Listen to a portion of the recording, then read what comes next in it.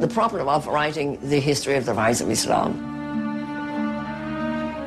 is that we have absence of evidence, and we have nothing on which to tell a story.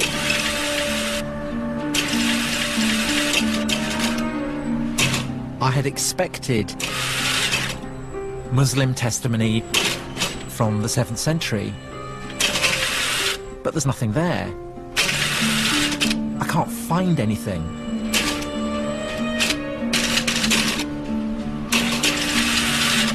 There's a problem here.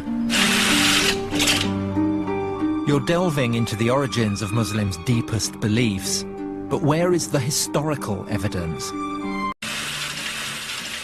There's a sense of the detective story about it. Why do most of the clues seem to be missing?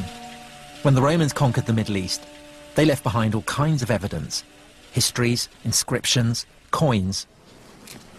But with the Muslim conquest, silence. What can we actually say about Muhammad? What do we really know about the origins of Islam? Everything was for Islam. That's what they say today. The victories, the conquest, the empire. But how do we know Islam even existed back then? There is a curtain as regards Muhammad that you can't get behind. What do we know about him and his life? Well, we know that he existed. We know that he was active somewhere in Arabia. We know that he's associated with the book, the Quran. He was the one who uttered it. But it doesn't get us to what actually happened, which is what, of course, a historian would like to reconstruct. We have absence of evidence. We have the Quran, and you can't tell the story of the basis of the Quran. We have various early non-Muslim sources. They don't add up to a story. We have nothing. We have this one book out of a nothing that is complete darkness. Does the material in the Quran point to Mecca being the setting for God's revelations to Muhammad? No, it doesn't. I mean, there is mention of a sanctuary. There is a sanctuary, for sure. But where is that sanctuary? That's, of course, we can't tell. It's devilishly difficult to sort of extract what the context might have been from the text itself.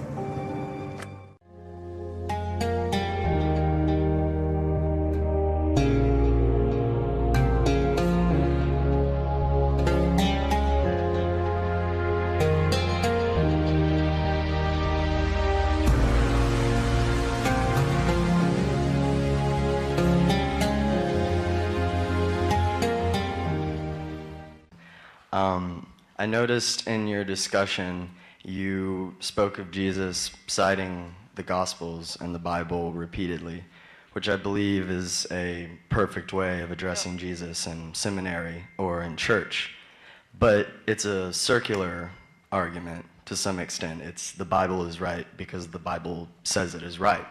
So I guess what I'm asking is, do you have any historical evidence regarding Jesus outside of the Bible? Because I do not regard the Bible as history any more than I regard the Odyssey or the Iliad or the Epic of Gilgamesh as history. And I would say that I believe Josephus' account is a forgery, and I don't believe that there is any historical evidence, so thank you. As I said, if it isn't in the Gospels, you're right, we can never know Jesus, is my view. There is some other evidence. There are some other references to Jesus. They are few and far between. A couple of Roman historians, for example, who referred to Jesus and his followers in pretty derogatory terms. As you may know, first century Rome did not think highly of the Christians and thought that they sort of reflected about what Jesus was.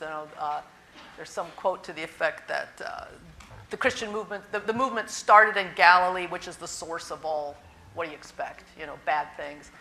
So yes, there are a couple of references there. I think the reference in Josephus is embellished but historical, that Josephus does refer to Jesus. He correlates him with Pontius Pilate. There's probably, sorry? He never says Jesus. He refers to a Christ figure or a leader. He does name him Jesus, but it's the who is called Messiah that. Notice it doesn't say who is the Messiah, but some regard him as the Messiah. The tribe of Christians to this has not died out to this day, But there's no account of miracles or divinity.